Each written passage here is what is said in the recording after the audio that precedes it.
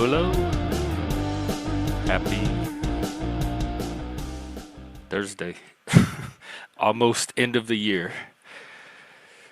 I hope everyone's holidays were good. Christmas, all of that. I only have a couple of hours today. I have another job thing in 2 hours. So this will be a shorter panel. But it's open panel. Come on up. Chat. Talk about what's on your mind. Talk about the holidays. Whatever you did. Um, you know how this goes, how this works. I'm just gonna Ricardo, hello, hello. Good to see you. I'm just holding the space open for a couple of hours for the daily stream, panel, whatever this is. I do want to coming up in the new year. I'm gonna do a New Year's Eve stream, and then I'm gonna do a all day New Year's stream, and that'll take us to 2025. Daniel Barry, hello, hello to you. Happy Thursday. And then after that, I'm still going to do the panels and the daily shows, but I'd like to start getting more guests, like guest interviews and topics and things like that. So if you're interested in being a guest, if you have something that you want to talk about specifically, we can devote an hour or so to a conversation about your topic, and then maybe open a panel after that. Or if you know other people that are looking for YouTube shows to go on and talk about whatever interests them. I like doing the open panels a lot. I think that's the backbone of this channel. But I'm ready to start diversifying, branching out into other types of content. I used to do topics, and I'm going to get back into those too at some point. But in addition to specific topics, I want to start bringing guests on and giving other people a chance to talk about the things that interest them. Speaking of, P.F. Jung today released a video he's been working on for a while.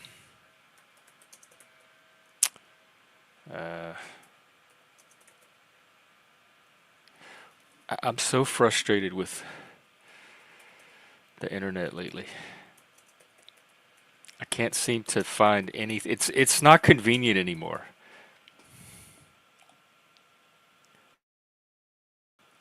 I used to be able to pull up, like in your browser history, if you watched a video recently, you could type a few words of that video and it would pull it up. It's not doing that anymore.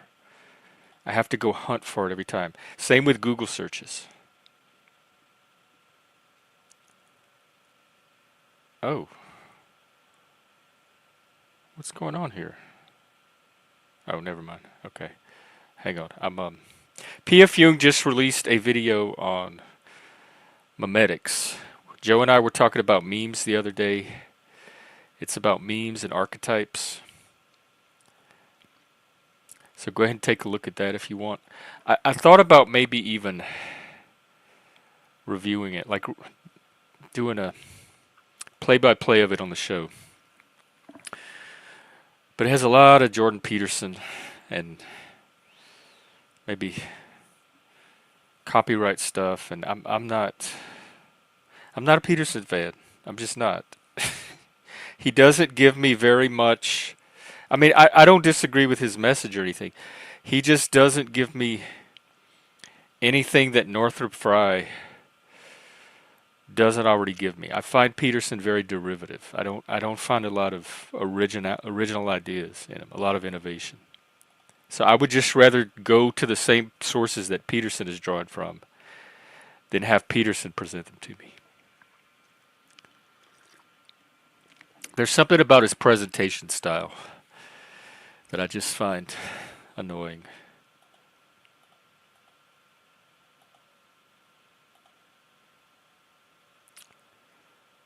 Okay, let's see. I checked the news earlier before I hopped on. Didn't see anything really new about it.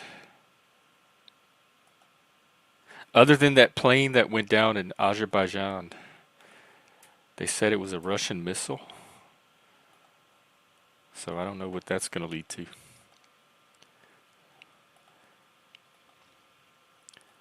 I'm looking at tweets.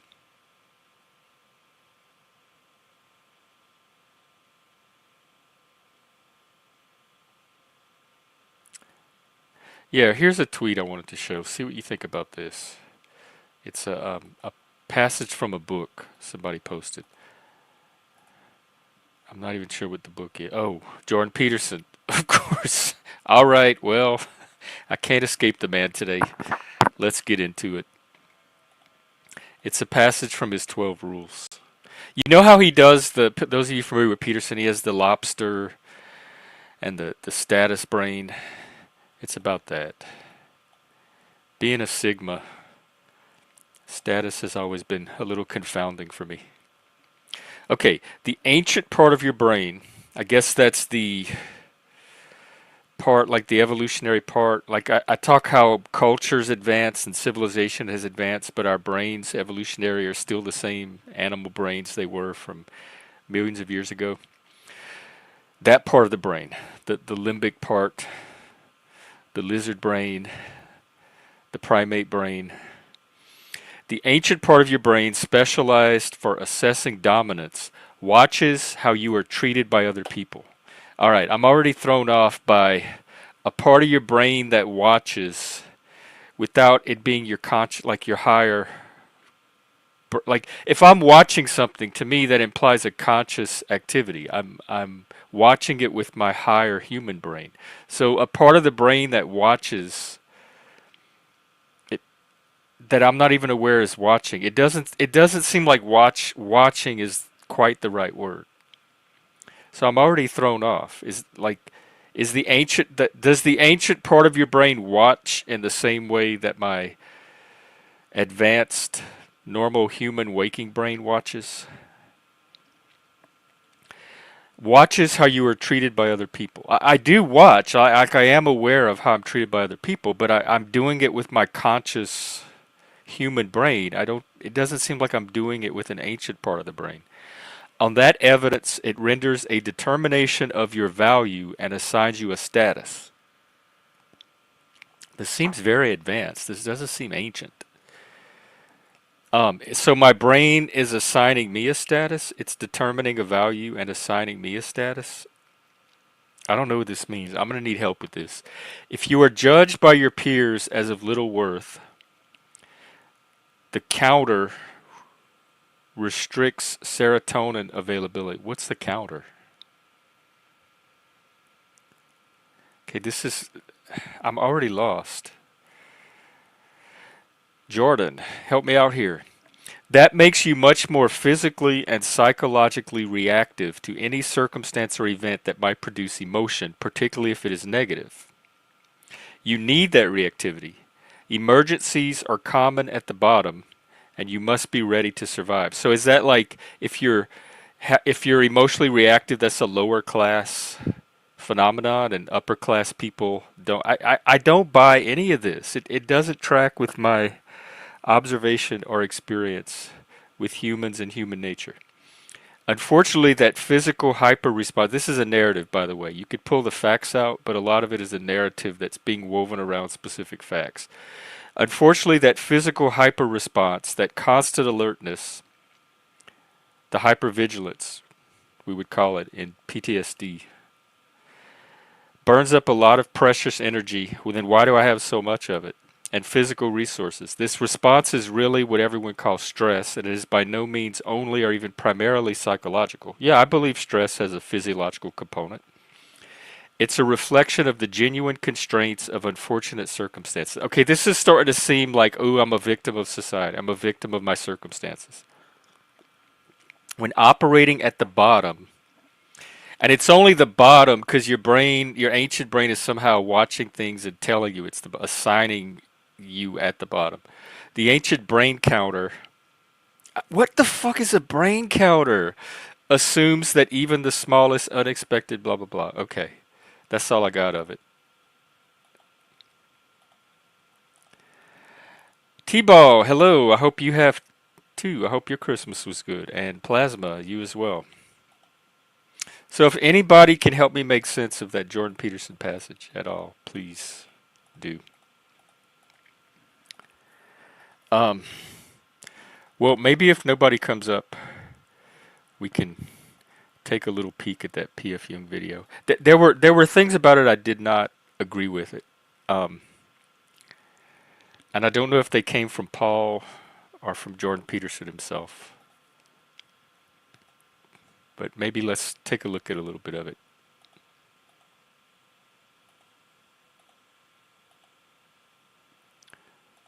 Oh, is it going to do ads? In this video, Okay. we're going to I love the opening. Watch this little effect, how it starts. In this video, we're Look, going to so- explore the theory of archetypal memetics, a comprehensive and viciously useful framework for evaluating the memetic fitness of different ideas. Memetic fitness is an astatistical measure of how powerful and infectious an idea is, and how likely it is to spread across a given population. This is similar to the R-score of a biological virus, which you may have familiarized yourself with during our most recent global pandemic. Let's start by getting a clear idea of what exactly a meme is. In short, what genes are to genetics, memes are to memetics. So a gene is a unit of biologically spreadable information that wants to survive and multiply. And a meme is a cultural unit of information that wants to survive and multiply. A gene... Okay, hang on. Let me stop you there. It's assigning a consciousness or a will or an intent to information. Like information has a certain desire or goal to do something. I understand gene, like even genes, I think you're speaking kind of metaphorically, even when you talk about genes wanting things. But it seems particularly strange to speak of information that way. Again, there's so much passivity, like almost everything about the modern world seems to minimize, reduce, or remove completely human agency. We're at the mercy of society, culture, media, programming, genes, body, biology. Like, does anybody have any awareness and power of their own? Any kind of will or intentionality of their own, independent of all of these other factors? Is a discrete unit of biological information, and without exception, all living organisms are made up of genes. Conversely, a meme is a discrete unit of cultural information, and without exception, all ideas are made up of memes. Bad Luck Brian is a meme. The hunting techniques of the Inuit tribe are memes. The Marxist theory of dialectical materialism is a meme, and culture as such is a meme. The broader and bigger the idea, the more appropriate it is to refer to it as a meme complex rather than a discrete meme. So we can say that every verse in the Bible is a meme, as well as the symbol of the cross in each of the different religious hymns. But together, this collection of memes makes up the meme complex of Christianity. Although it's still perfectly acceptable to refer to Christianity as simply a meme. Just as the goal of every gene is to... Okay, hang on. I talk about myths and stories and the different types of stories. I suppose you can call them meme complexes as well, if that's a modern way of saying all of that. Meme complexes. So memes themselves, like they're units of information, I guess, that's communicated between humans, and they aggregate into these larger structures called meme complexes, or that I would call stories or narratives or myths. Replicate itself into future generations. The proverbial goal... Hang on. ...of every meme is to spread itself across as many human hosts as possible. Memes can be thought of... Meme is to replicate... ...acceptable to refer to Christianity as simply a meme. Just as the goal of every gene is to replicate itself into future generations, the proverbial goal of every meme is to spread itself across as many human hosts... Where are you getting that from? How? I understand the gene part, but just because that's the goal of a gene, why are you assuming that's the goal of a meme? A meme, it's just a piece of information. It doesn't have a goal. The humans transmitting the meme might have a goal, but the meme itself is it's not even a physical thing. It's an inert piece of information. It doesn't you it to analyze it to genetics is precisely that. It's only an analogy. That doesn't mean that memes work in the exact same way that genes work, which are physical things that we can study scientifically. Um, I think again he's assigning to the tool itself what would actually belong to the agency of the human using the tool. Oh, let's see, Elena. Um, the brain counter. I'm even more confused. Hey, Sasquatch and Helena. It's a PF Jung video that he just released. Um, yeah, that's what I'm trying to figure out. Like, I don't have a problem with the idea of a unit of information, and if they want to call that a meme, I can work with that. I think ideas, from what I can get, ideas are composed of memes. Like memes are the building blocks of ideas.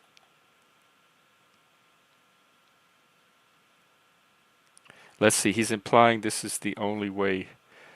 Right. Okay. So yeah, I understand. I understand transmitting memes and survival of memes. Like some ideas have more resonance and staying power over time than others, and ideas are always being revived and everything. But to assign to the meme itself a specific goal of survival seems bizarre. Hey, Arpo. All right, let's see if I can learn more. As possible. Memes can be thought of. Meme is to spread itself across as many human hosts as possible. What, just because you say Memes can be thought of as individual pieces of software that attempt to make copies of themselves across the biological hardware that are human beings. Different types of software are able to replicate themselves. I understand the idea of like the body being hardware and culture, language, the stories that you get socialized into as a child being software. But that the specific goal or driving force behind all that is to replicate itself across as many other pieces of hardware as possible is unusual to me. It seems like an assumption. I don't know where it's coming from other than Jordan Peterson. With different levels of success. Religions like Christianity and Islam are good examples of memes that replicated themselves very quickly and very durably, given they are still the largest religions today. Note that I am not yet making a judgment as to which memes are better than others in some moral sense. I am simply pointing to the fact that some memes are better at spreading than others because they are more mimetically fit. And so the obvious question arises, what did mimetically fit? So words, art, verbal art, visual art can have a certain power. Like there's certain movies that we respond to more than others, or books, or pieces of music, etc. So whatever art is or language, it can be arranged in a certain way that it has a certain power or resonance with humans that they respond to it in ways they may not respond to other items in the same category or of the same form. I understand that so far. Like human communication can have a certain power to it.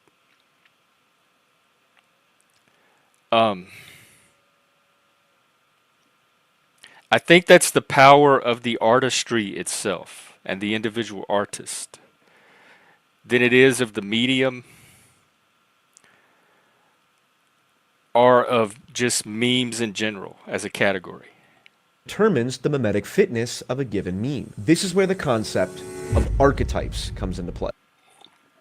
So if you're a really good writer and you write a really good work of art, like a philosophical treatise or work like Plato's Dialogues or the Bible or something, or a Shakespeare play, it's mimetic fitness, if that's what you're calling it. Its ability to reach multiple people across the world and across time is due to the quality of that work itself and the artistry that the creator of it put into it is how I would understand that.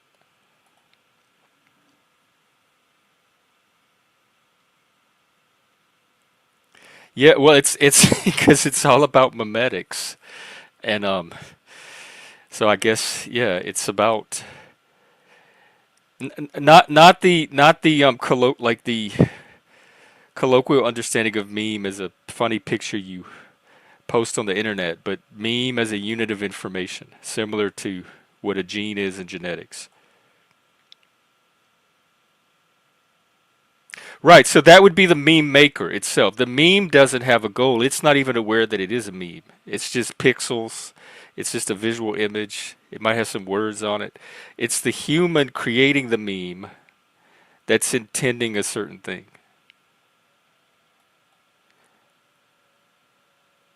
This is it. Okay.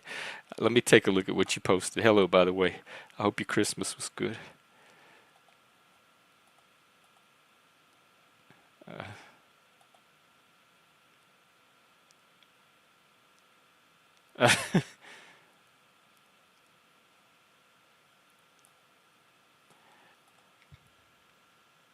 My meme watching me try to understand memes. Is it that painful?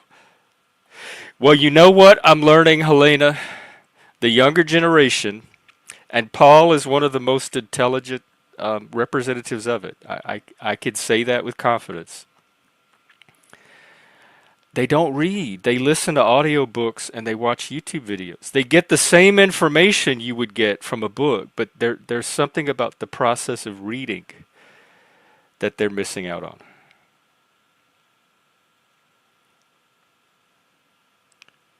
Okay, back to the thing, the archetypes. The meme idea is very interesting, and I do think that there are contagious ideas, but that needs to be chased down much deeper, because there are ideas that are so contagious that we've actually adapted to them biologically. And so, and once that happens... What does that mean? What is an example of an idea that we've adapted to biologically, Jordan? Come on. Even if we take Christianity or monotheism as an idea that's so powerful, how did we biologically adapt to that? Come on. They're no longer merely memes. They're something else. They're built into us. Think of it like this. Some software can offer functionality to the hardware it's installed on. Other software can corrupt and destroy the hard drive. Yeah, but it's still software. Similarly, the hardware some itself memes is cause not behaviors that can increase or decrease the changing genetic fitness itself of their human hosts. As our ancestors evolved, the human psyche adapted itself to be more receptive to the memes that cause behaviors that increase genetic fitness. You may know that Some the of this reason we seems find woo. the taste of sugar and fat so compelling is because we evolved to consume as much of it as we could when we came across it in our Right, because there's a evolutionary chemical past. By the component same to that. There is a physical, like a physiological, biochemical component to sugar that can interact with our genetics, and over time we could select for a taste for sugar. Memes are not; they don't have a physical chemical component to them. token, we find certain ideas and memes more compelling than others because they caused behaviors in our evolutionary ancestors. How does information cause a behavior? See, again, they're removing the human agency from the process. A human encounters a meme and a certain action automatically occurs in response, or does the human have to decode, process the meme, engage in a cognitive process, and then initiate an action with their will? That increased their genetic fitness, and we call those memes the archetypes. Could you imagine a scenario where a meme had sufficient functional why are your adaptive eyes, significance Jordan? Are you so that channeling? the Why are your individuals eyes who acted it closed? out gained a reproductive itch? Yes. Okay, so then you could imagine a situation where there was, I think I've got this right, a Baldwin effect Yes. between the meme and the genome. Yes. What did Okay, he so have then his could you eyes closed imagine an for? effect where the Why are you yelling? heroic hunters of the past who decided to cease acting like prey animals, maybe when they Decided to. lobsters- You see, I heard decided to. So he's even acknowledging there's a human component to this process that they're describing. sticks were acting under the impulse. We're not just being passively stimulated into mindless action from seeing a meme. that facing down the predator was the appropriate strategy. I would say that that's essentially the same pattern of archetype evolution that's implicit in the Jungian theoretical Well, that's model. very interesting, because that suggests that Jungian archetypes might be genetically assimilated via the Baldwin effect. Yes, Now, that's a yes. fascinating Yes, idea. yes. I don't even. What does it mean to genetically assimilate an archetype? Okay, I got to take a little break from this. I need a little mental health break. Kitty, hello, hello.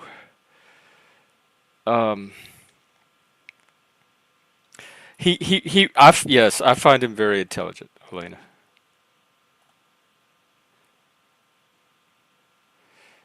Hey, Nathan, do you have any light to shed on any of this? Speaking of somebody who's pretty smart. An overcomplication? It's... I don't want to make assumptions. I hate assuming motivation or intent. It seems like there's something attractive or appealing to drawing a certain symmetry between how genes work and how information works. But if you just look at it empirically, observationally, there's no reason to assume that there's that kind of one-to-one correspondence in the analogy. And I think it's like, ooh, genes work this way, so we need this other category called memes that work in the same way on a cultural level. But even science knows that every time you jump levels, like when you go from the atomic to the chemical to the biological to the psychological, the culture, etc., you gain complexity, and each level does not work identically to the level beneath it, and I'm using beneath metaphorically. So culture, information, and language, that kind of advanced intersubjective human domain, to me is a level that emerges from and supervenes on the biological. So there's not an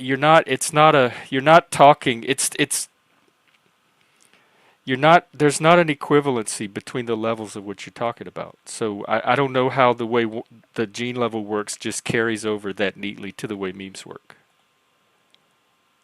Yeah, Helena, that's what I'm trying to wonder. Especially because what they're talking about happens over such a long time span of thousands and thousands of millions of years. So I don't know how you would even verify the claim that a piece of information influenced genetic evolution over time and got incorporated physiologically into the human organism in future generations. Hey Mike, what's up? Oh, please do, Nathan.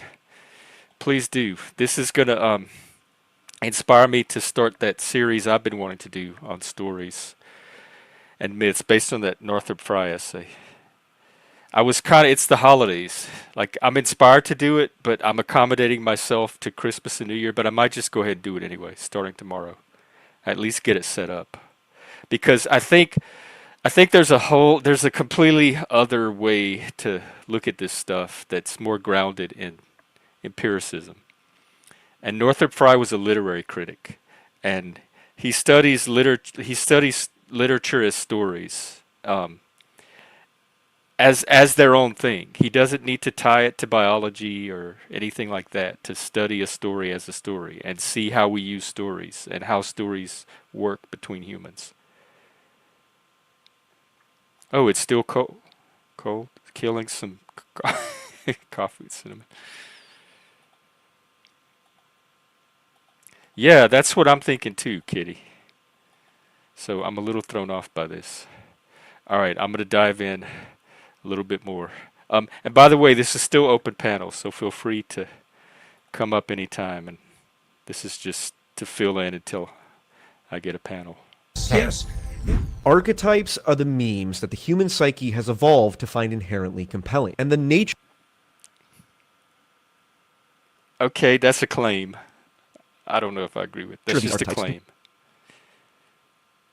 We evolved to find certain archetypes, not because they're common to our experience as humans, but there's a genetic component to why we respond to certain archetypes. I don't know how you would test or falsify that. Can be understood by analyzing the results of what is called convergent mimetic evolution. You can study memes and archetypes without needing to tie it to biology or evolution. I think that's the part that's throwing me. It seemed like a very clumsy and pointless attempt to give it some kind of scientific validity that it doesn't really need, and that you can study on your own, logically, rationally, even rigorously, intellectually, by just studying the memes themselves and the stories and the myths themselves. So maybe I'm letting myself get thrown off by this attempt to parallel it to biology. That's what's confusing me. When it comes he's to getting that from Jordan Peterson, because that's what Peterson was trying to do.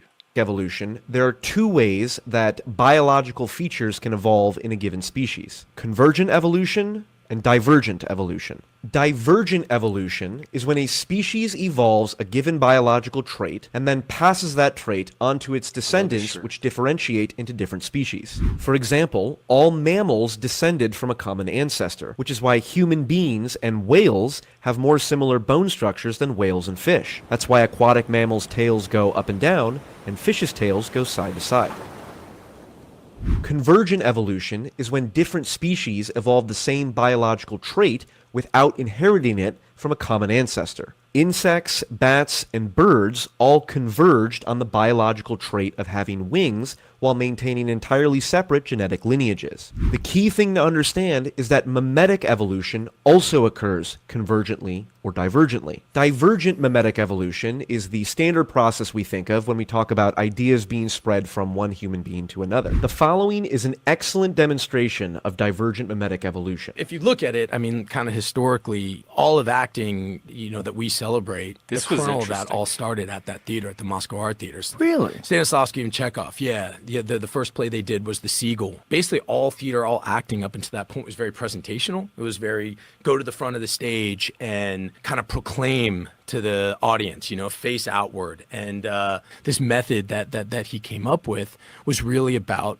realism on stage. So if you're drinking tea in a scene, really drink tea. Turn your back to the audience. Talk as if you're actually in the situation. And in 1933, they went on a world tour, and that changed acting. All of the sort of great American theater training, from the group theater with Strasberg and Hagen, it all came out of their exposure to this one play. Nobody had ever seen acting like that. That just seems it like all started influence. at this school. This is an example of divergent mimetic evolution. But convergent mimetic evolution is when different cultures, completely separated by time and geography, evolution. develop ideas that converge on the same patterns and concepts. And the Hang on, I want to talk about this first example of the divert.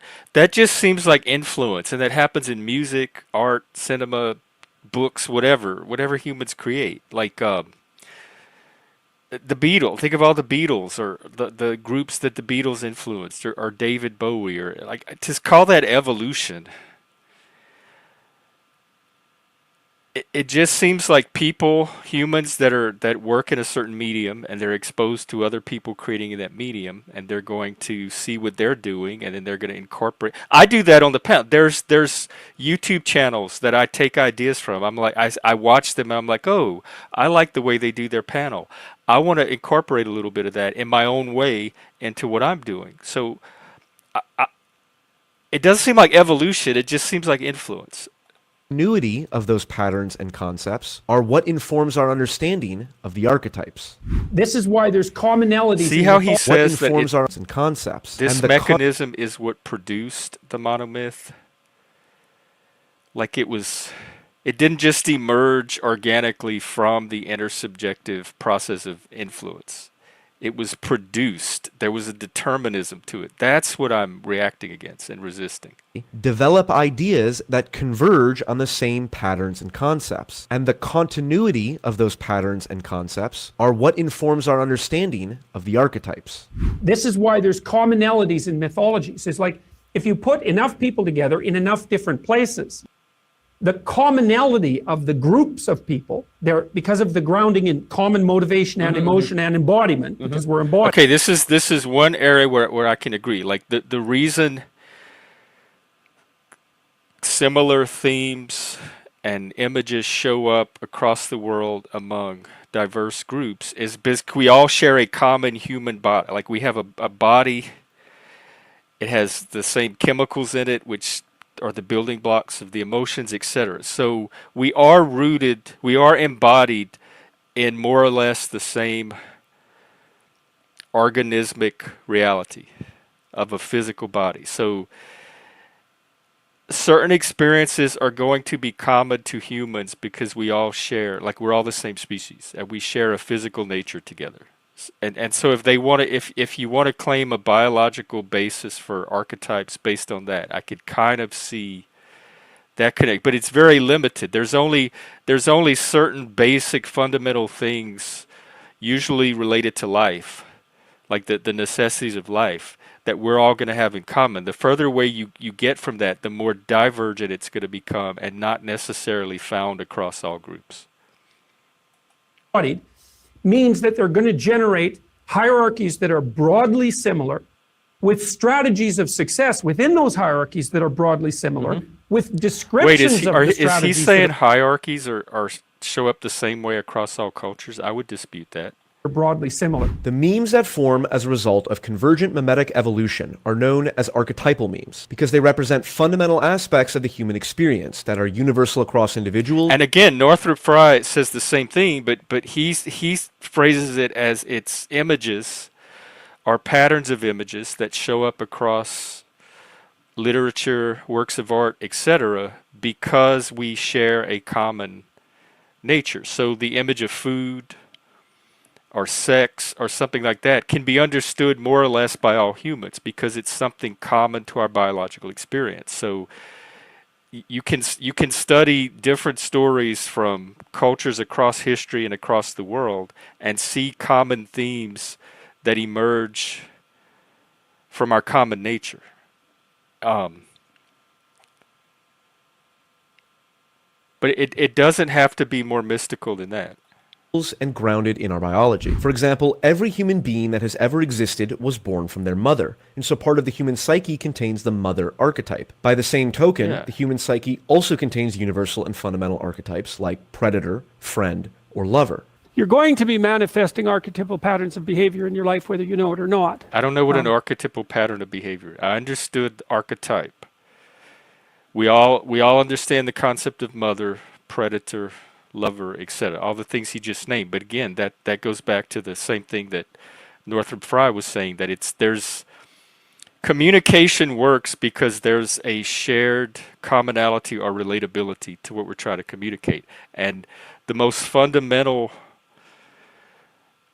components of that relatability are tied to the things that are closest to us as a human species, which is like some of the things he just named. So that part I understand. Now what is he talking about? You're going to be manifesting archetypal patterns of behavior in your life whether you know it. But those are images. So he switched. So P.F. Jung presented them as images, concepts, mother, that kind of stuff. Peterson is transitioning to them as patterns of behavior. They're actions. They're an act to me is something that you intentionally will. There's a volitional component to it. So I don't know what an archetypal pattern of behavior is. Or not. We've moved beyond something an like image. fall in love, because that's going to be a very particular experience for you, but it's also a very common experience at the same time.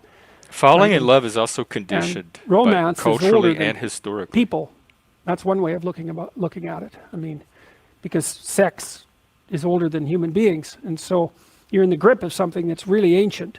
Yeah. But at the same time, it's really personal. While this idea can get very complex very quickly, the key thing to know is that the mimetic fitness of any given meme is determined by the degree to which that meme acts as an effective conduit between the archetype and the human host. And that is what this absolutely epic normal distribution called the archetypal meme curve. Okay, I have thoughts on that too, but I'm going to take another little break.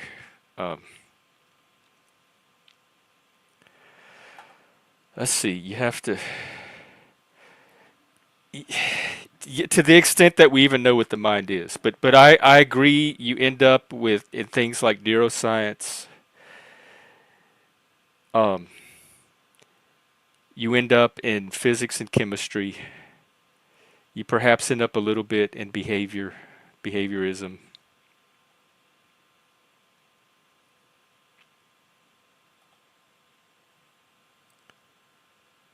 Yeah, and there may be a biological basis to that preference, but who knows? Like, how would you test that?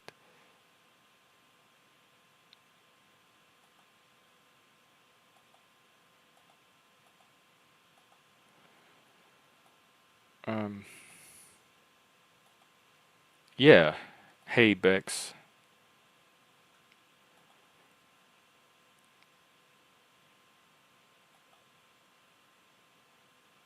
Let's see. Well, again, effigy. I'm confused here because I understand things like the hero, creator, caregiver, etc., which again may not show up in all cultures. So that moves us a little bit further away from things like food and sex.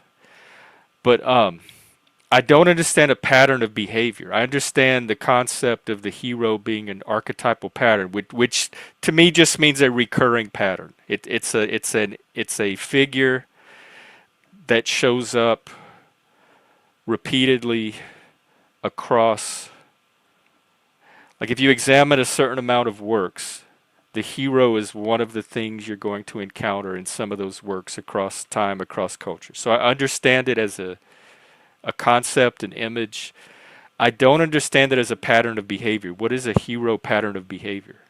Are you talking about the actions that the hero takes in the book or the story are emulated? People use it as inspiration for how they act in their own life. So, like it is it. I don't even know what a pattern of behavior is really. I guess behavior that recurs. But if there's a certain behavior that's recurring, are you saying it's recurring because they're miming, mimesis?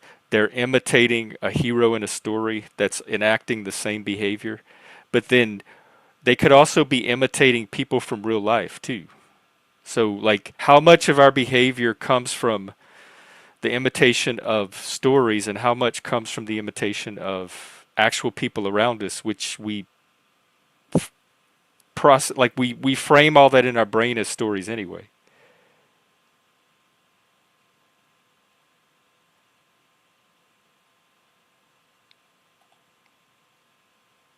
Hero implies, right, but that's going to vary from culture to culture, individual to individual, etc. So you're just, it's a figurative way of talking about behavior. Like you've moved out of any kind of empirical realm at that point. So behavior that I might find heroic, some people find, like let's take Luigi. Some people find his behavior heroic. I find it condemnable and abhorrent. So the behavior itself was what he did.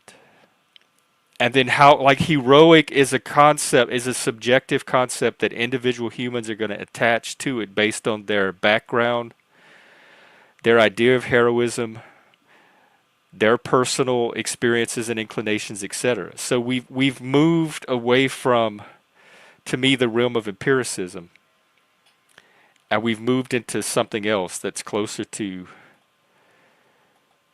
subjectivity, narrative, stories, and myth, which I don't think are without value. In fact, I think it's probably more primary to how we operate than strict logic or empiricism.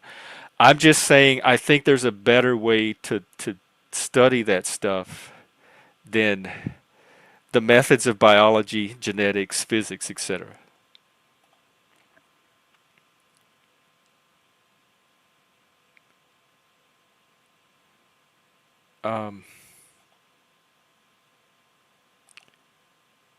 Yeah, like to me, environment is like social environment. It's the people around you, the people, your parents, your family, the people you grew up with, your school, workplace, etc.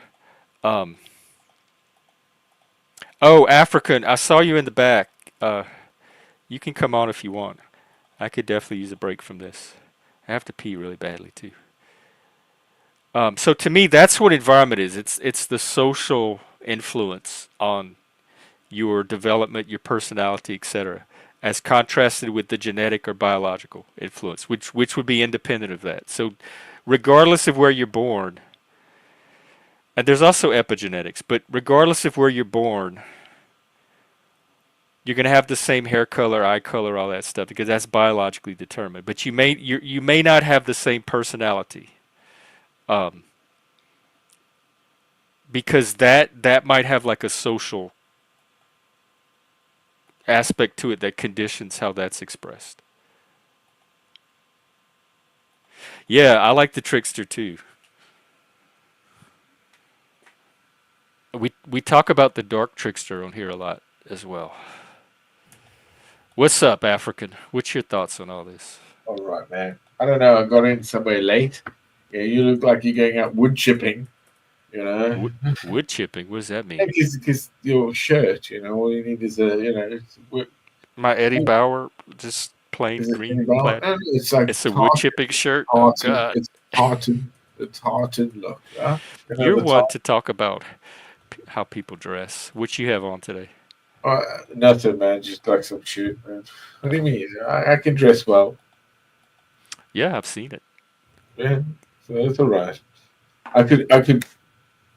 You know, shit, man. I got to get my hairdresser down. No, it's all good. You know. Did you have a good holiday? Do you celebrate that? I did. I mean, I don't celebrate Christmas. It's like, oh yeah, I have kids and fucking Father Christmas is there and then shit.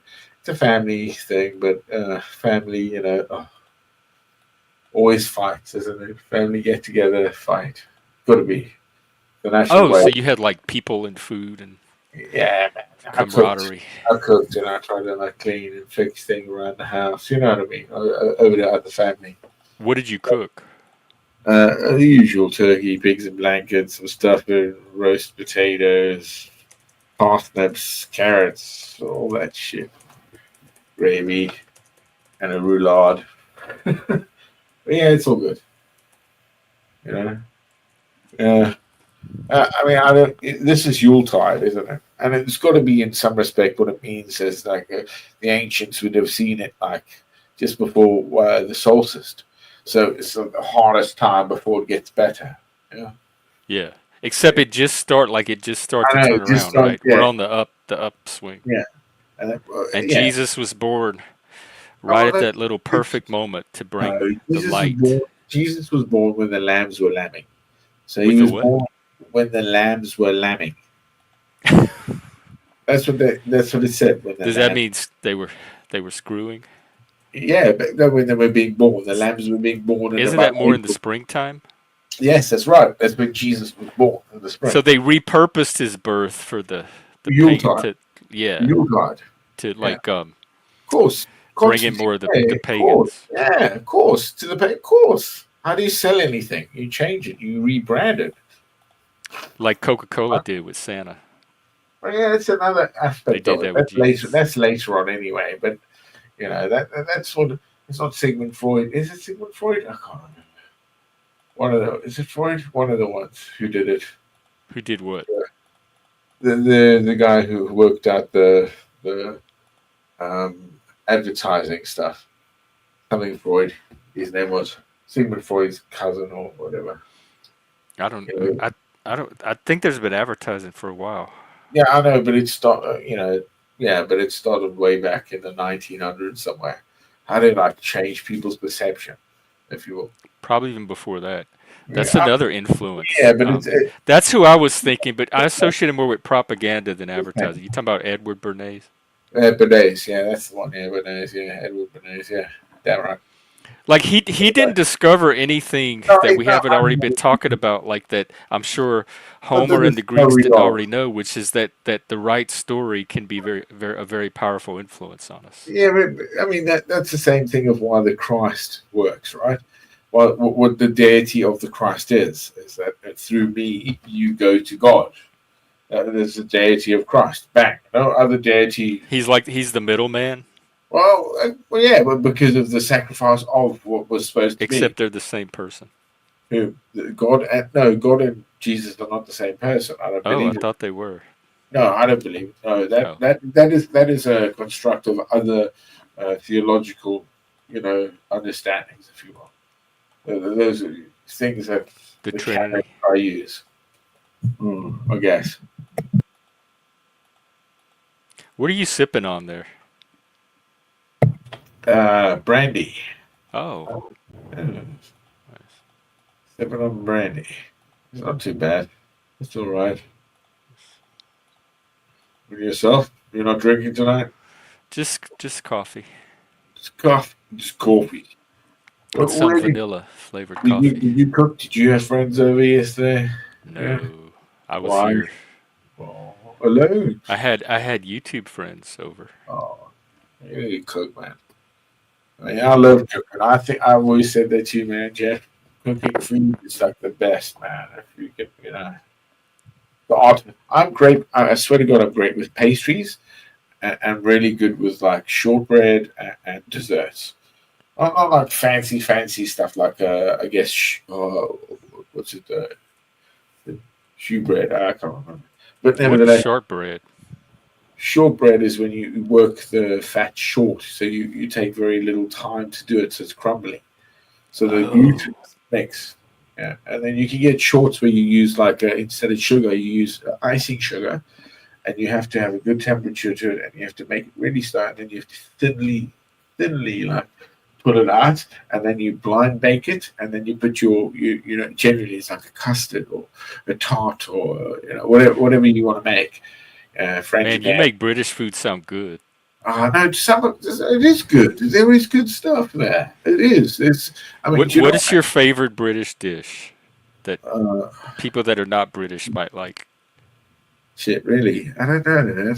I mean, I'd say the good old roast, but Oh yeah, yeah, the good I old like a roast is always roast. going to be there. Yeah, lamb. It depends on how they go, but British food, like, I mean, that's hard, huh? I mean, really, for me, many people won't like it. It'll be like black pudding. That to Ooh, me, like the black, I love it. I like offal, man. I'm like one of those. Not too bad. I don't eat like guts as in stomach. Oof. yeah, that's what I was thinking. Zits. Not stomach. None of that And orifice. chip, you'll have chip, fish and chip. That's your fries. We Yeah, like McDonald's yeah. chips. I'm gonna Oh, go to McDonald's next time and say, "Can I get an order of chips?" And I'll try to do it in a British accent. And they're probably gonna point at the electronic menu and say, "Go order Scampy. it yourself. We don't do that here anymore." You gotta get scampy.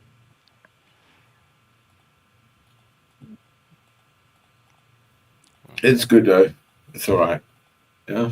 And you were trying to like figure out, and you before the conversation was also about the universal constant that is Memes, always. archetypes, and memes, and how they're. I understand archetypes.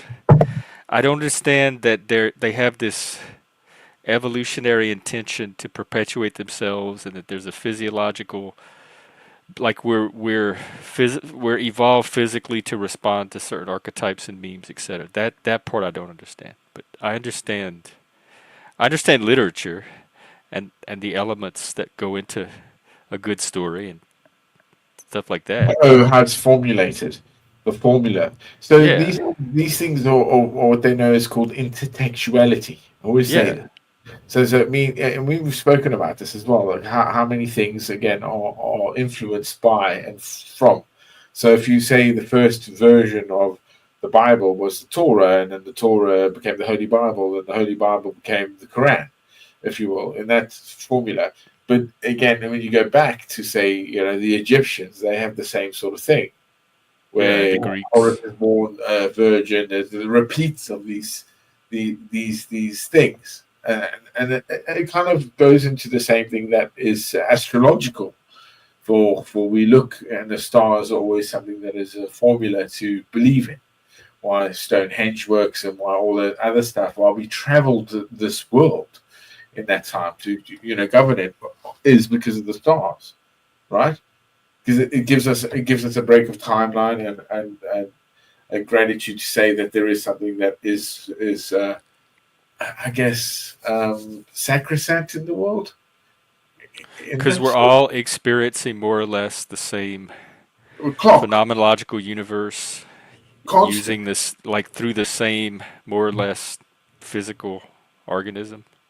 Well, that Like to that me, that alone would produce commonalities. well, I mean, that alone is that us as humans, okay, or Homo sapien, is that it is not just out of Africa. It's how we have and are different branches of the same. Divergent.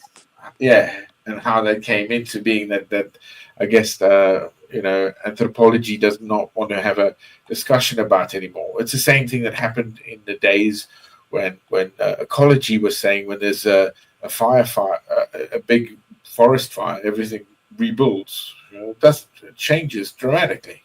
But the consensus of was always seen this way.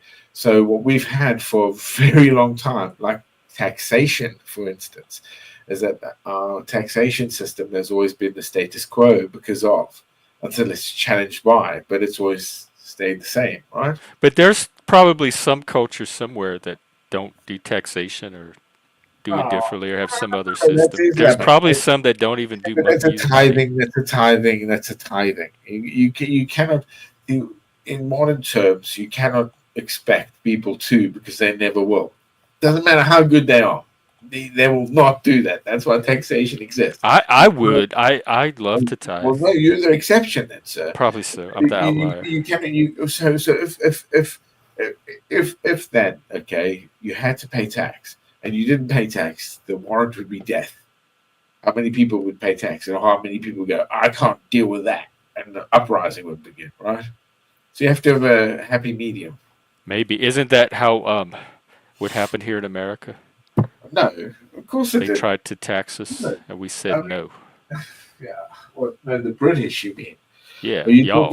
No, that was more than that. That was a French fucking coup as well. It was because you guys understood your own and the land. Yeah, we're trying to rule over us.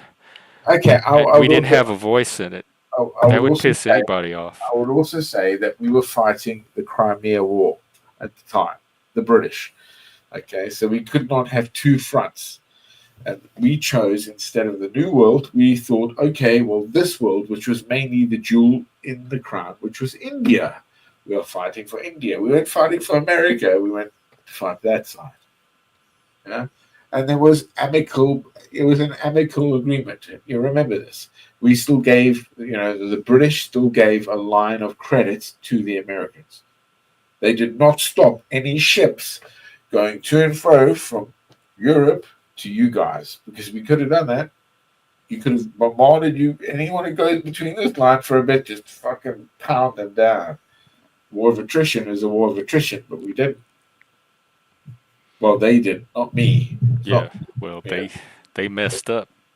Yeah, basically they fucking did, because they didn't see the future of the New World. They had no idea how brilliant this thing would go. Wow.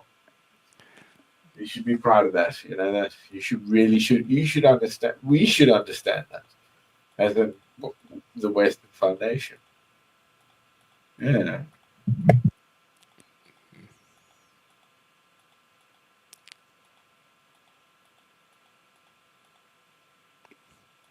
What is that? A hand rolled?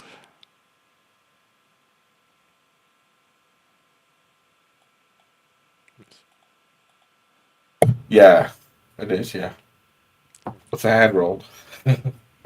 Well, I have to go pee really badly. You think you can entertain the audience for a minute or so? Never pee, man. I'm sure people won't give a shit.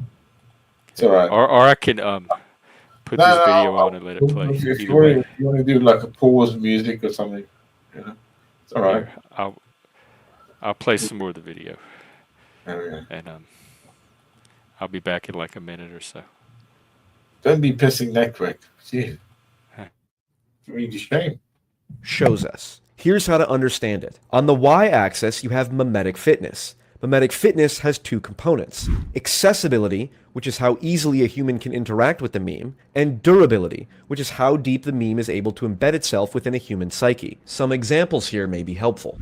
A viral meme that everyone comes into contact with but loses relevancy weeks or months later may be very accessible but not very durable. These are known as cultural fads.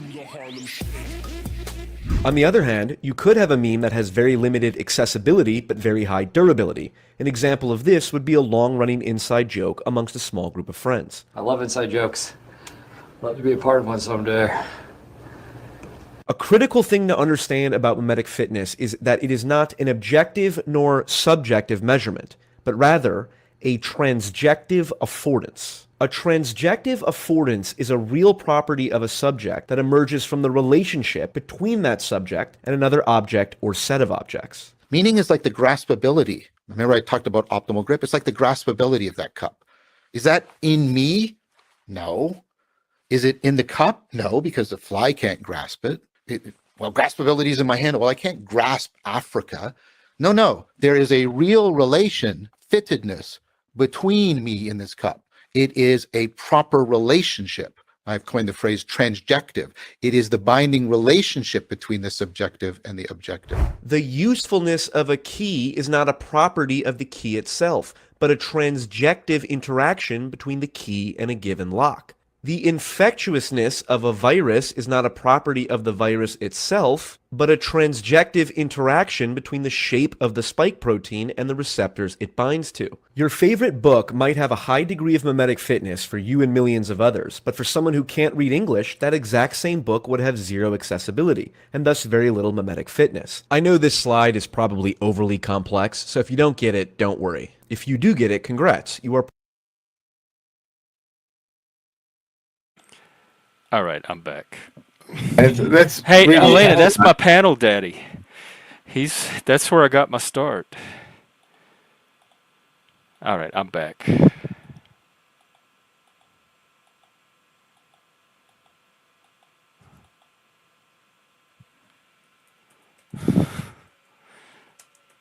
Oh.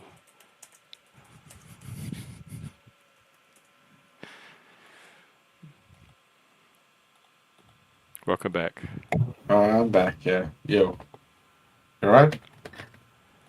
Yeah, I'm So back, yeah. it's a bit patronizing as well, in some degree. What is? Well, I looked, I mean, I said to you before about the, what's it, Drake equation?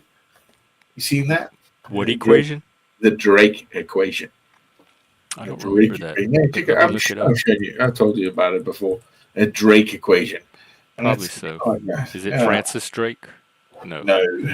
To estimate the number of... Oh, it's about aliens? Civilizations.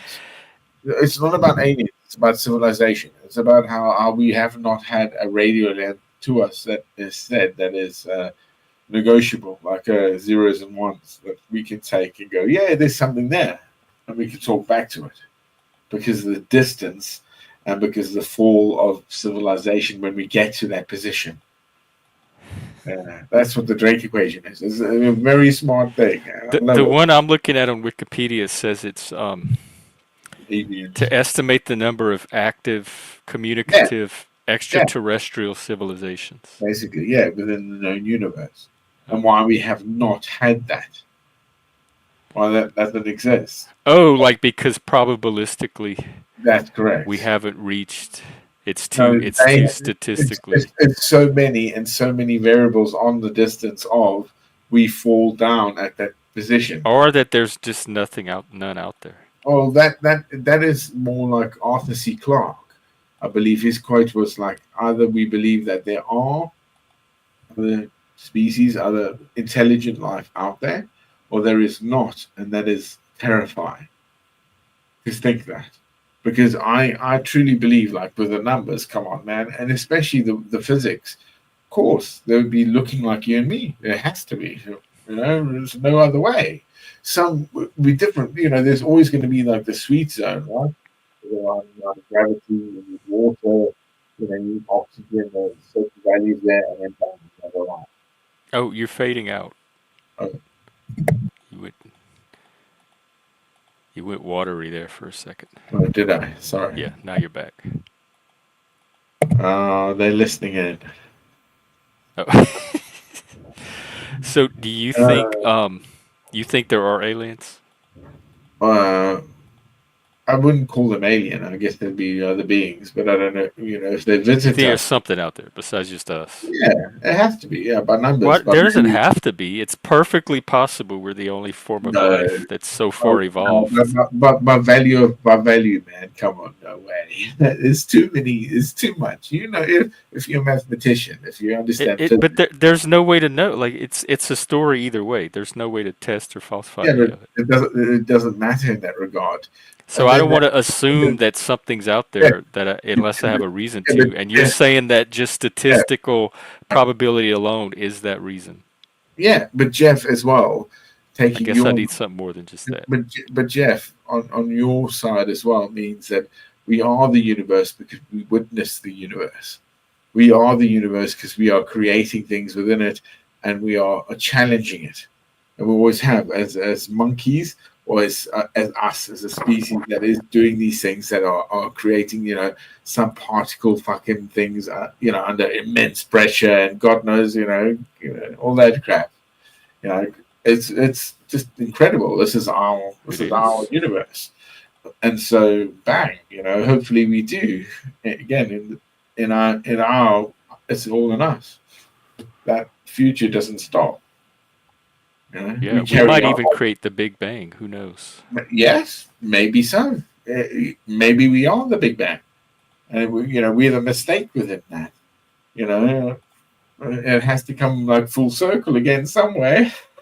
Yeah, could You know, it's a beauty to see it as well because you because know we like humans. I think we tend to approach things linearly or rationally, but maybe that's not how the universe works at all.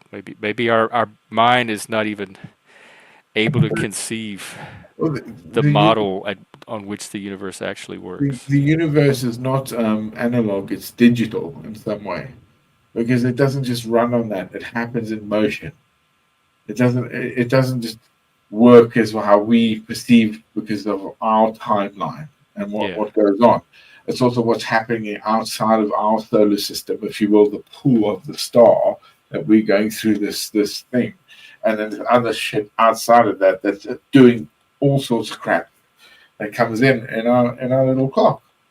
It's mad. That could be why, I guess if we're going far out deep here, why say maybe wormholes could exist because you could timeline where there's almost an event that is a quasar or sort of like a pop that happens in the universe crosses a we can't detect it but it happens and it just happens in how many millennia.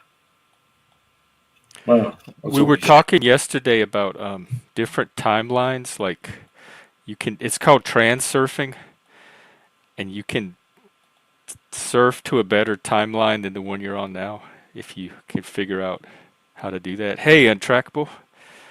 I don't think you can as who you are though. So as you can think now, okay, like you would say that you don't exist, and when you don't exist, your brain just ceases. Sorry. But like there might be a timeline where you have a better job or a better romantic life than you have now, like some better version of your life than you're living now. But you wouldn't be you. It doesn't exist as you, does it? That's true.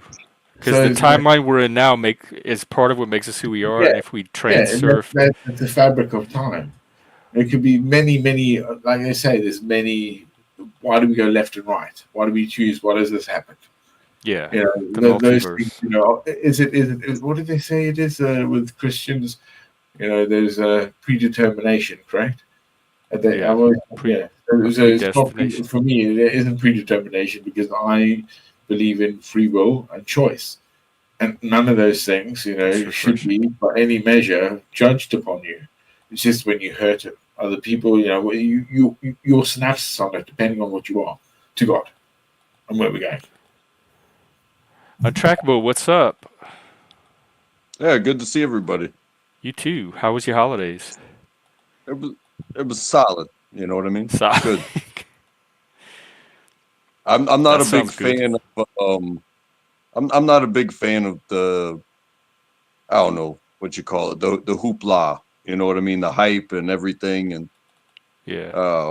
I enjoy getting together with people, but I enjoy the more organic time fits rather than, oh, hey, look at this date on the calendar that we all have to recognize and get together. But then coming from split families means you all have to get together at separate times. So we've already had 3 Christmases over the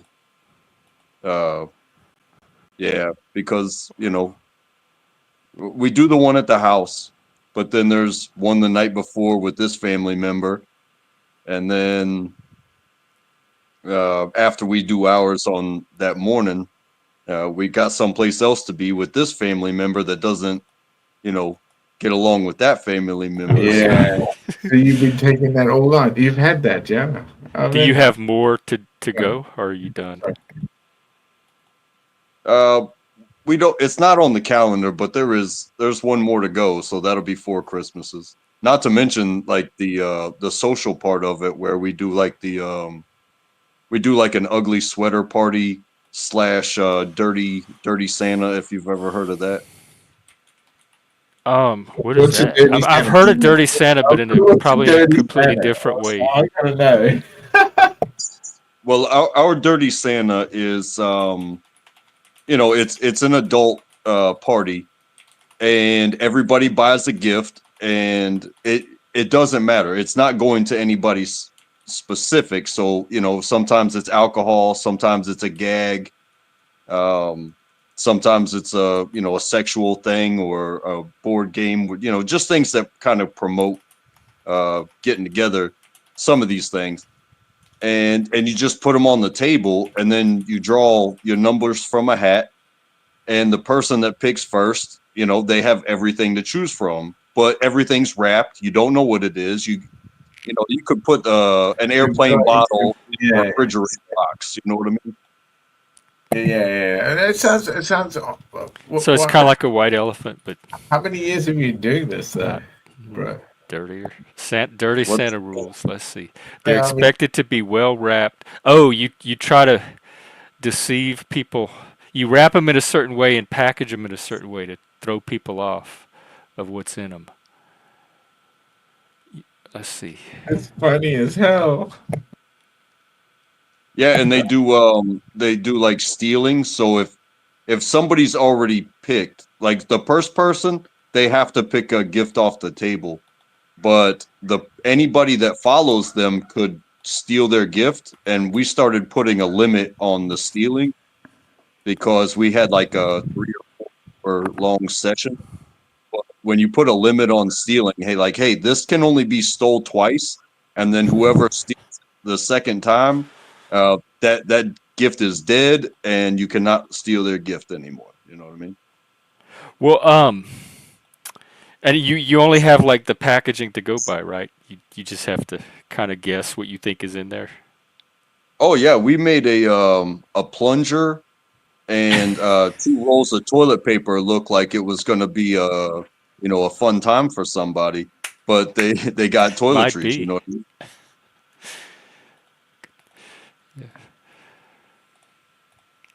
Wow, why did I find out about this the day after Christmas? I could have incorporated it somehow. Well, next year, maybe we'll find a way to do Dirty Santa.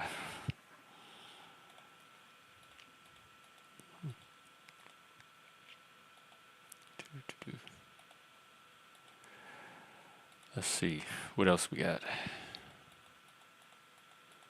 Yeah, and I always fail at the ugly sweater stuff too, because I just buy a funny looking T-shirt or something like that, long sleeve T-shirt.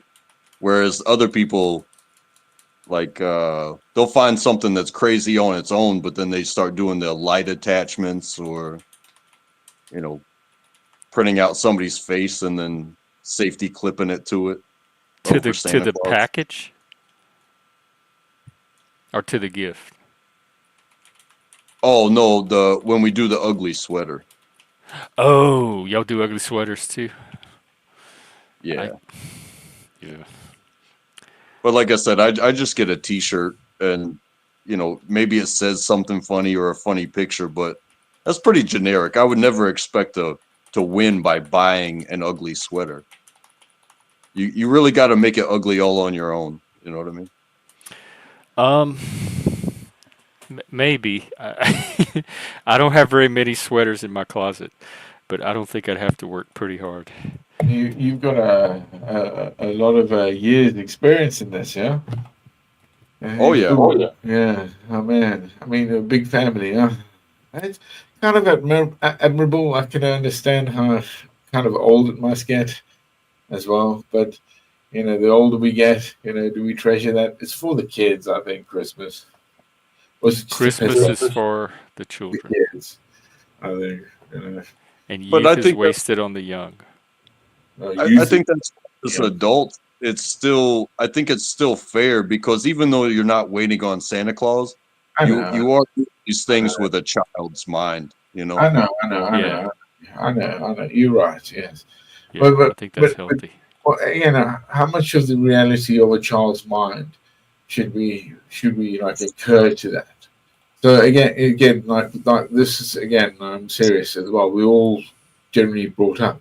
One of the funny things I had to have, and I realized later on, it was an Australian woman that used to throw these sink weights that were coloured into a very deep pool that she had in a garden in South Africa when I was young.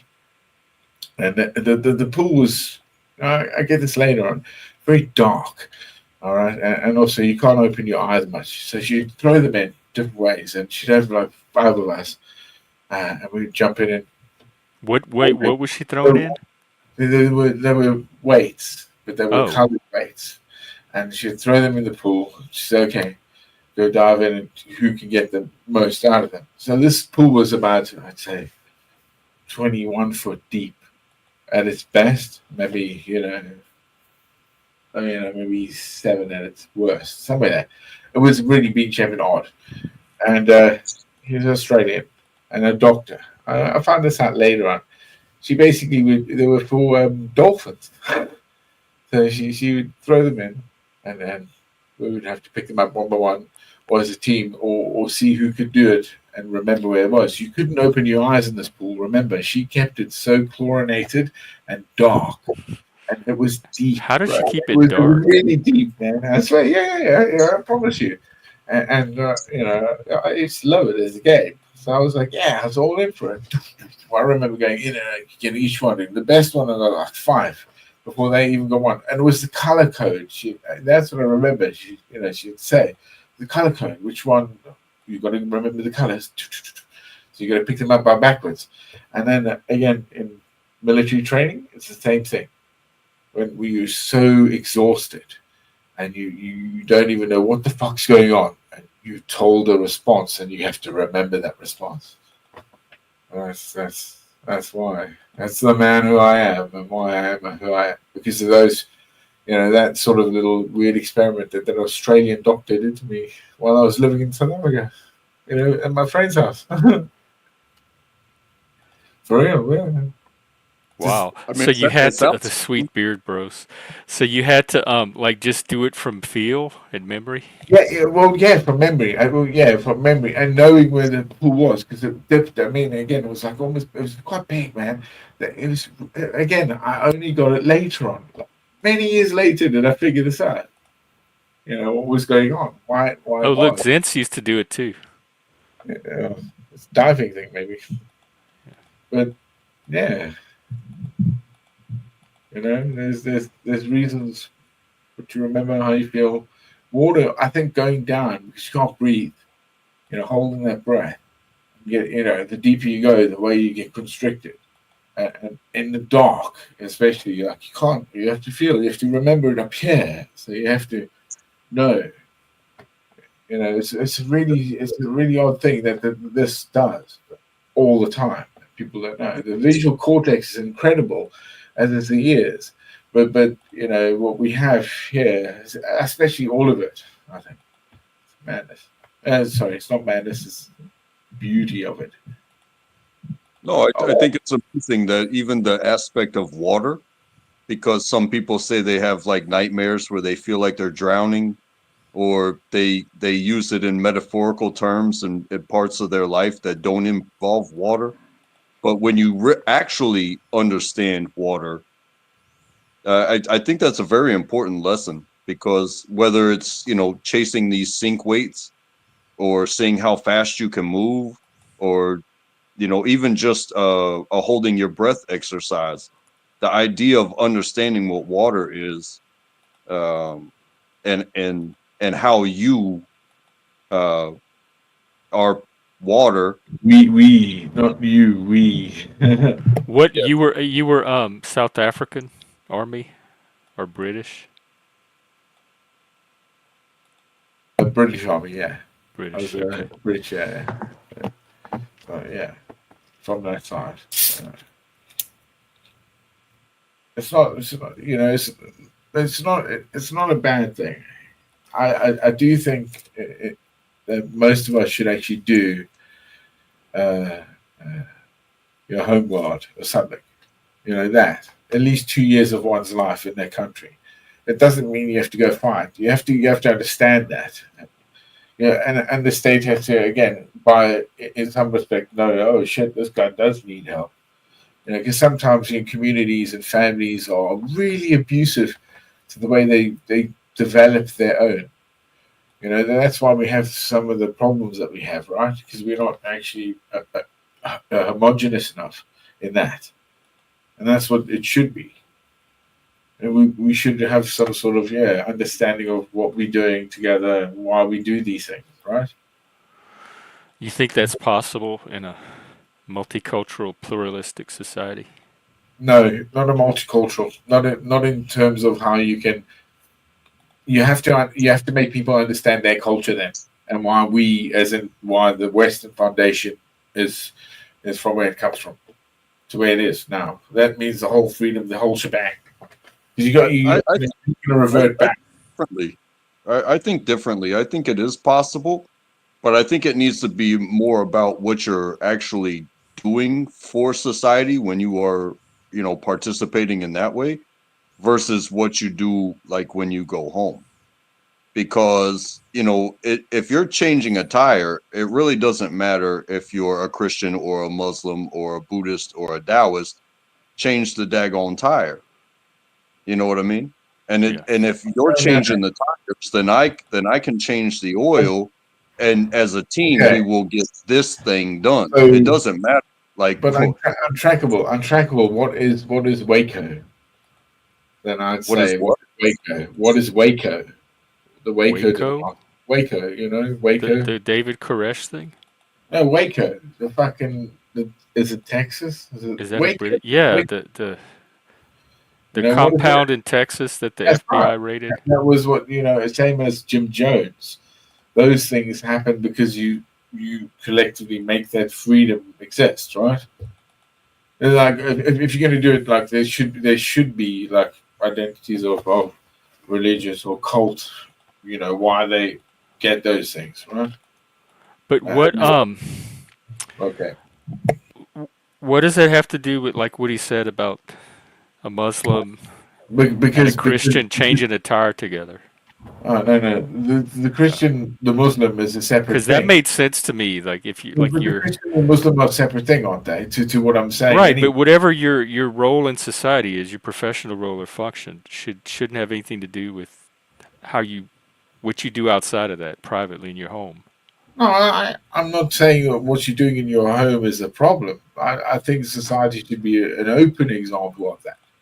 Because if there's issues within, say, a community, your neighbors, what do? Phone the cops, get somebody else to deal with it. That's what I would do. Be escalated. I mean, if it's something, unless I don't know, maybe there's a local Karen that can get shit done. Yeah, true. But usually, if it's not something I can resolve through just communication, then I'm gonna turn it over to the appropriate person for the job, whatever it is. If it's animal control or cops or whoever.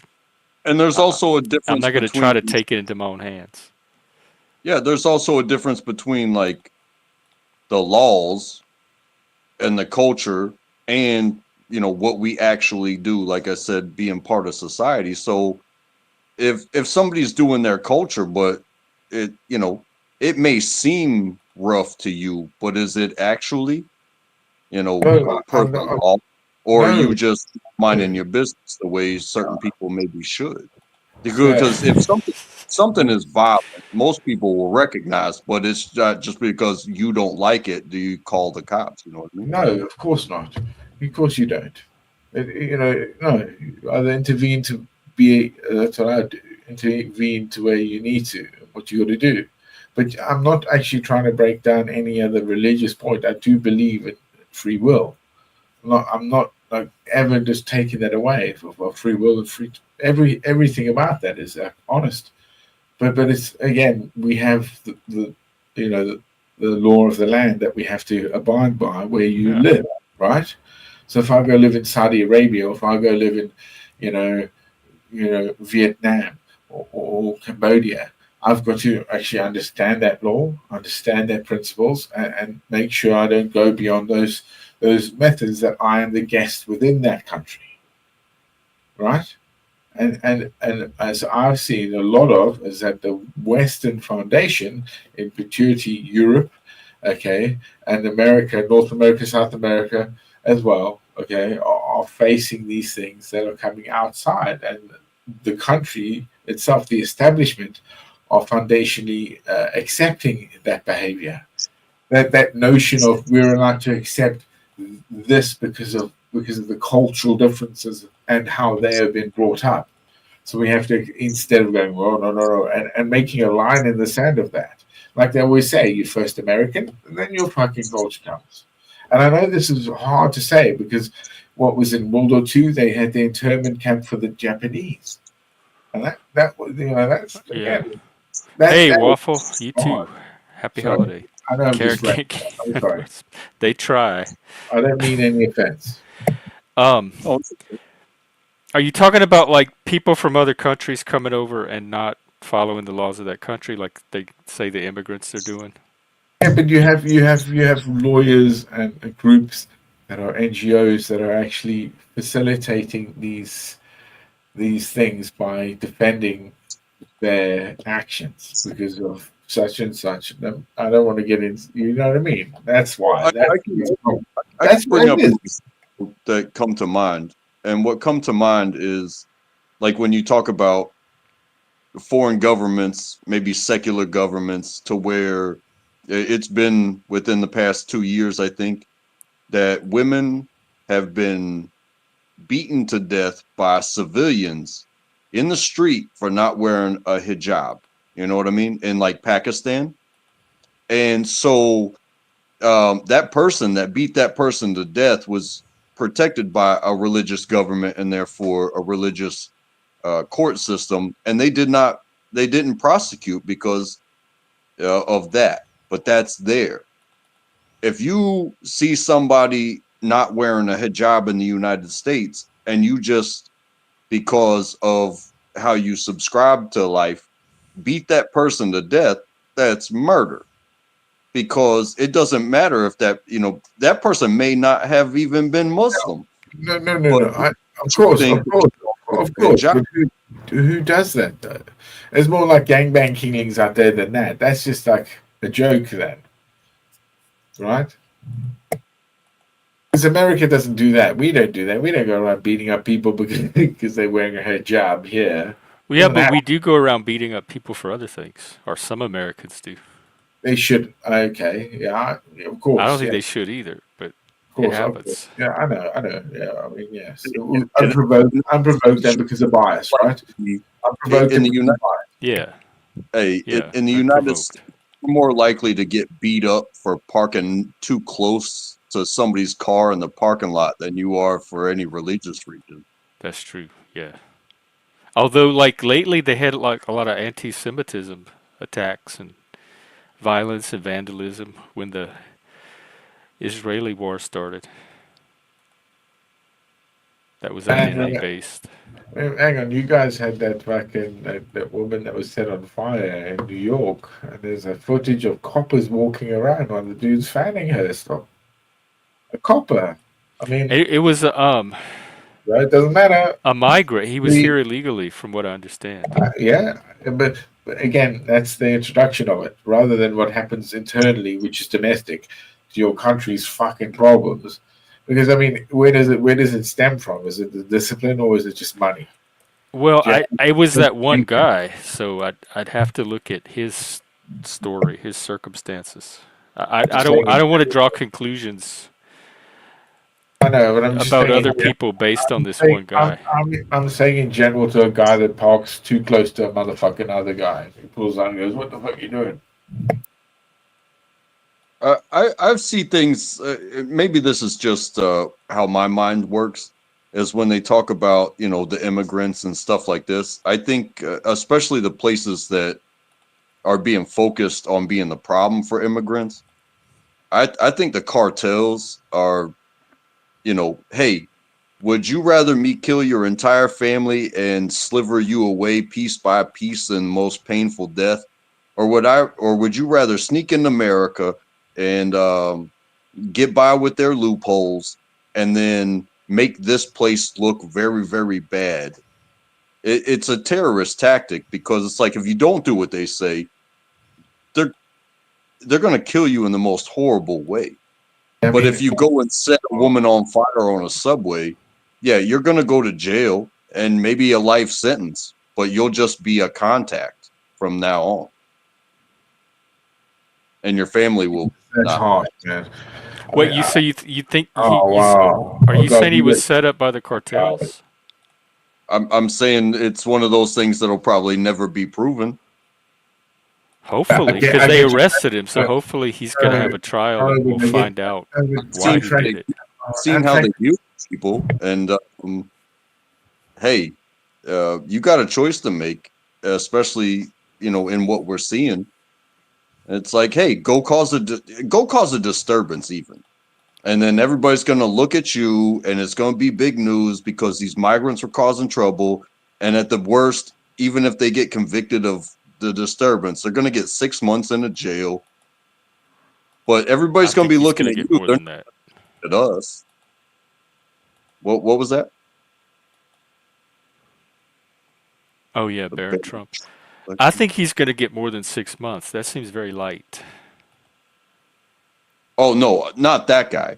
That guy's going to get I don't know why we can't go do something about the cartels if they're that much of a disruption. Okay, Jeff. Okay, the cartels. When you guys started out of there, okay, let me say that you guys had like the best to go out and take out the cartels. They became the cartels. So that black op that you guys have is mainly yours. South America is your mess. North America, or America's mess. The dark web, or the dark fucking seed. That's what I say. Wait, what? We created the I haven't heard that. They're our people. Well, it's like. And even if that's true, I still don't know why that's a reason to not go neutralize them.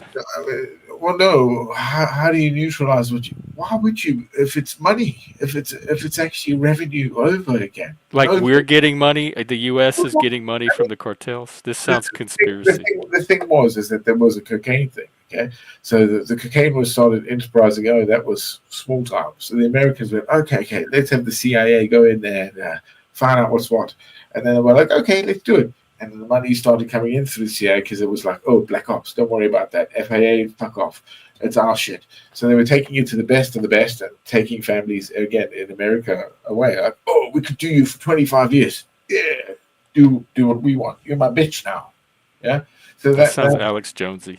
Well, no, it kind of records that because the way that when you guys did send them in, those boys went rogue.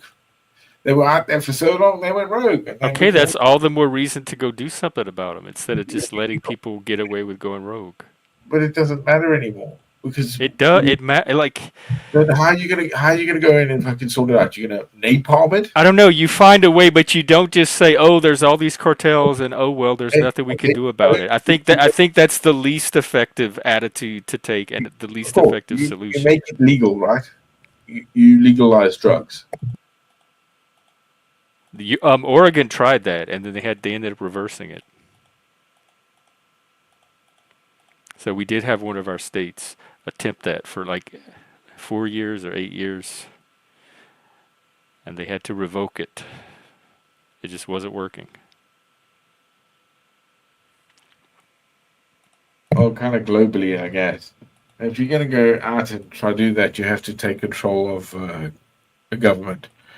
I mean, now that the Taliban are involved in Afghanistan, the production of heroin has dropped dramatically. Go figure. Is that where everybody's switching to fentanyl and xylazine? Probably. The Russians. Seems like we should Japanese. bring back heroin if that's the case.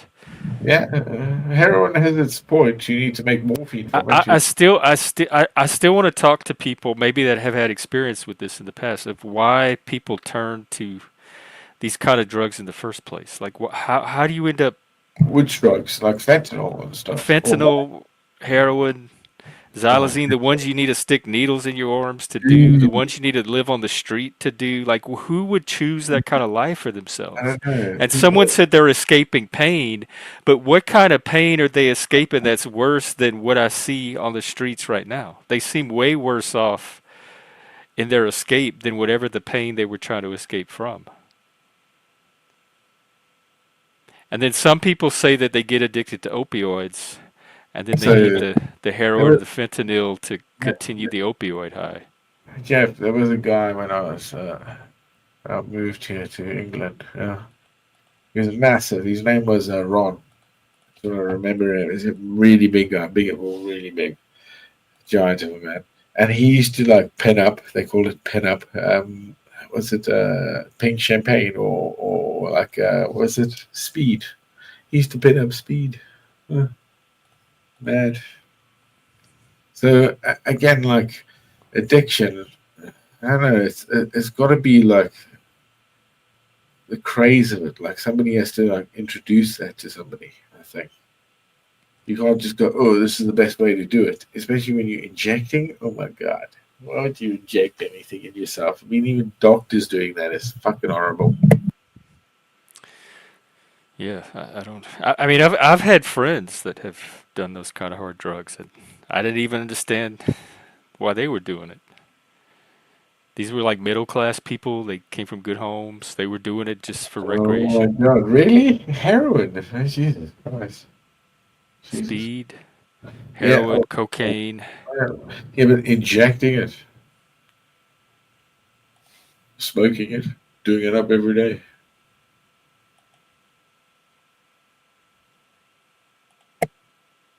So it's like there's the pleasure they get from it, the biological pleasure, is so it's so great that they're willing to risk everything to have that feeling. Is it better than sex? Because even with stuff like sex, I don't see people destroying their lives to have it. So it must. Is it like cigarette, like smoking? I remember when I first started smoking, I absolutely loved the feeling of nicotine. It was so relaxing. I liked the way my body felt when I was, and I purposely, consciously took up. So I sought out cigarettes. I would buy packs. I would smoke to get that feeling.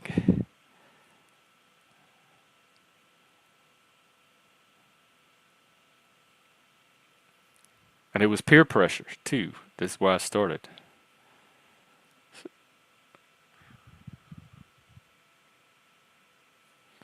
So it's that whatever sensation the drug gives them is so worth it to them that they're willing to. But I would not have destroyed my life to smoke cigarettes. If I knew that smoking a cigarette was going to cause me to lose my job, my health, my family, my friends, and have to live on the street and sleep in my own feces and stand there like a zombie all day long, hunched over, I would not. I would have stopped smoking. Like I would not have let it get to that point. Yeah, and it can be interesting about people's interactions with substances, because you might have somebody that only rolls up a blunt and smokes on payday Friday when they know they don't have to be at work tomorrow. And you got people that like with the ayahuasca trips, like, you know, these are extended like acid trips, I guess. I've never done acid or ayahuasca, but you know, people go out there and they might do that like every couple of years. And then you have like cigarette smokers. Yeah. And I'm a cigarette smoker. I can say I chain smoke, but you know, when I'm busy, when I'm working, when I got something to do, I'm not going to put that aside for a cigarette. You know what I mean? I'm not going to put that aside for a beer. I'm trying to get something done. But then you go into that deeper state where every minute of every day they have to have that feeling to the point where it keeps them from living life. Like, you know, you're not going to the bathroom the right way. You know, you can't have a job because you're high all the time. To the point where some of these people can't even stand up. They just get high and they fold over. I saw them the other They, day. yeah, they call it. I think they call it like the stance. Like if you see somebody, I mean, just ragged out, it almost looks like they're stretching their back. But Yeah, they they are had two. They had completely two of them in passed my out. neighborhood the other day. I videoed them. They were. One of them had groceries. They put the groceries on the sidewalk and they stood over their groceries. And I saw them walk into the store. And on my way back from the store, like half an hour later, they were in the same exact position, standing over the groceries on the sidewalk. They hadn't moved. And you wouldn't think you wouldn't think, okay, that somebody would actually call the police or something to I don't know why provide they them didn't, because help. it's a No, no, no, residential neighborhood. They were very no. out of place, Even here, standing I in front mean, of this here house like that. in this country, okay, you do that, you have that, you'll have within like I'd say at least 3 hours, you'd have an officer and an ambulance rocking up and grabbing that motherfucker and And doing here they it. have the social worker cop, It's a so small country, they would probably send out a cop and a social worker Jesus, to yeah. like talk to them and try to get them into some kind of How do you talk to rehab or drug counseling. That's probably what would happen here. you can't talk to those people. You have to just basically get them somewhere, I know. sober them I up. mean, it didn't seem Find like out you what could to to do, me either. you know? Because God knows what they're fucking taking. Because that's the fucking problem. They're on the streets and there's so many. Like the numbers in America are fucking ridiculous. One reason I didn't turn to hard drugs is because I knew what your life would look like if you did. Like I saw them on the talk shows. I had friends that did it, so I knew if I started a kind of drug where I need to stick a needle in my arm, that's probably the course my life was going to take, and I did not want that for myself. So I didn't even start that Of course. process. No one's saying that, dude. It's just how do you help that? How do you like gain that? Like you say, if there's a trouble that's happening because of the Yeah, Zents, this is exactly what they look like. like you say, it's like how do you make it better or at least start to heal that and take that away from society? So you said like, oh no, you can't, you know, make it all. Again, when you legalize it, you legalize it globally in a way that you make it like to governments. Like if you don't go with us, then we come down on you. But legalizing it is not going to stop. They're still going to be on the street. Like, I mean, why would you legalize something that destructive to people? okay, you're not gonna. I don't think you should legalize heroin personally or cocaine, but you have to legalize it all, don't you? And then there has to be ways of going. Okay, you can't have so much. You can't do this, and you can't just go for it. You can't sell it again. If you're going to do it, this is your amount you can have. Like doctors do it. I've known doctors that are they microdose with heroin, with opium. You know what I mean? Proper. But they give yeah. There are doctors out there that give themselves shots, yeah, and they like that for like 40, 50 years, man. You can live like that. You can lose like a little herd, and you can still operate. You still deal with shit. These people were not No, no, operating. I know that, but so Look, I'm going to show look like at them. This is. sorry.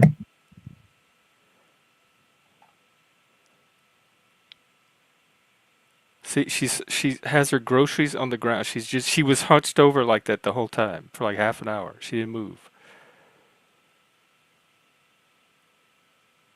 Both of them. I saw them like that on the way to the Yeah. store, and when I got back from this, they were still in that position. Should grab the groceries, man. There's a high school right across the street from them, by the way. This is right in front of a high school.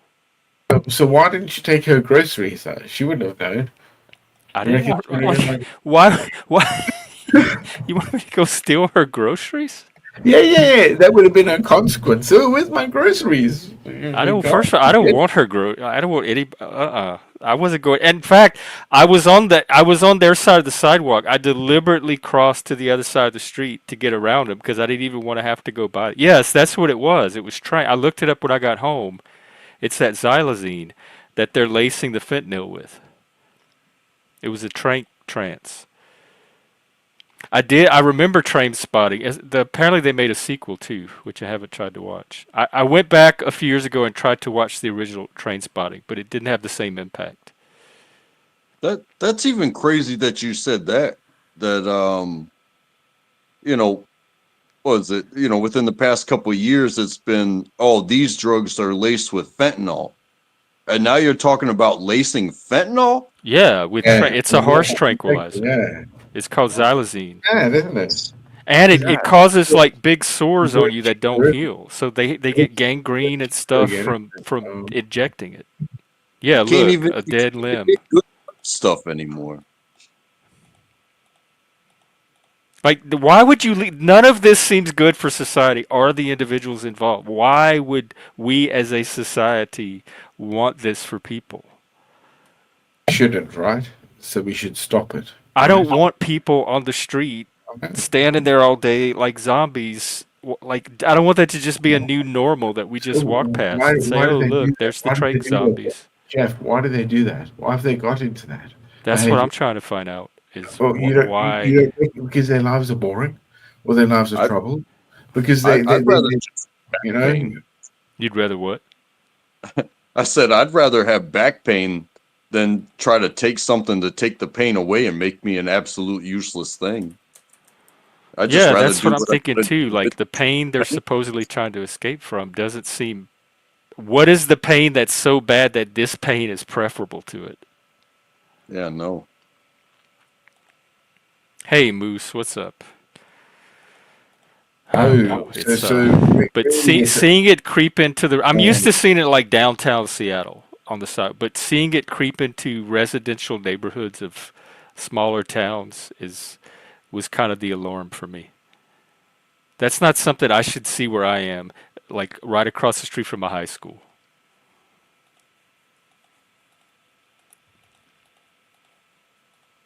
But here we are. Here we are, yeah. Well, guys, I have to wrap up because I have a thing to go to in a few minutes. Yeah. Yes. And the grocery store here, they hang out in front of the grocery store. On the side of the grocery store, there's a bus stop, and they hang out there, and then on the sidewalk, like leading into the grocery store. So I'm used to seeing them when I get to the grocery store. But not in the residential street. Like it's now spilling over into the residential part of the neighborhoods. Because they can't get their groceries home, apparently. What is that? Looks like that Pazuzu from The Exorcist. It's actually a Nordic dragon. So it's a Viking. A naughty dragon? Yeah, it's a Viking ship dragon. Yeah, it's for real. Yeah, made like Dirty Santa. Not for real. That's why it has the little stampy stamp. So in their mind, when they're hunched over and all that, they're like in bliss. So to them, it's not what it seems like to me. Even though they have open wounds and they can't stand up straight and they're in this frozen position for hours and hours and hours, in their mind, that's not what's happening. You know what's crazy too is being part of a culinary team. It wasn't me that knew this. I was just an assistant on the team. But this dude took a lobster, and a lobster out of water. They're clamping around. They're trying to wiggle around and stuff like that. Well, he kind of put it on its head and folded its tail over to where it couldn't move. And within 30 seconds, that lobster was completely passed out. All the blood rushed to the head. And they say that that's why you put them in the, if you put a fighting animal in the boiling water, the meat's going to be tough. But if you put that animal to sleep before you put it in the boiling water, you'll have a perfect lobster, because it was in dreamland. And if you look at that position that those people are in, it's crazy how they maintain their balance because they are on their feet, but they put their head down, which means all the blood's rushing to their head. Oh, that's very true. Yeah, it's not going back. It's not going to the They head said as that, well. that whatever Yeah, that it's silence, not it, good. it Oh my slows God. your breathing and your heartbeat, and so Of course it would. that's how Yeah, they end up in no, that you're right. trance. You get brain damage that way. Oh shit. Well, Good. I gotta run. Maybe we could pick up here tomorrow. Shit. Good I on gotta you, run to my Trevor. thing. Thank you, Jam. Well, Yeah, it was you good to see too, you African. guys. And Yeah, thanks for Trackable. having me, as Yeah, always. good. You too. Good to catch up. Good to see you. Have a good rest of your year, and I'll be out again tomorrow. Cheers, African. Moose. I feel like I would know before it got to that point. Hopefully. Oh yeah. I don't just hop into the bed. There's like coffee dates, maybe dinner. There's like a whole time span before that part happens. So I feel like I would catch it. You too, Jeremy. Good to see you. I have to run to another job thing, a little job school class, but I'll be out again tomorrow. Same time, same place. Maybe not same conversation. I don't know. We'll see though. Take care, everybody. I'll catch you then. Have a good rest of your day, rest of your holidays, rest of your week. Take care.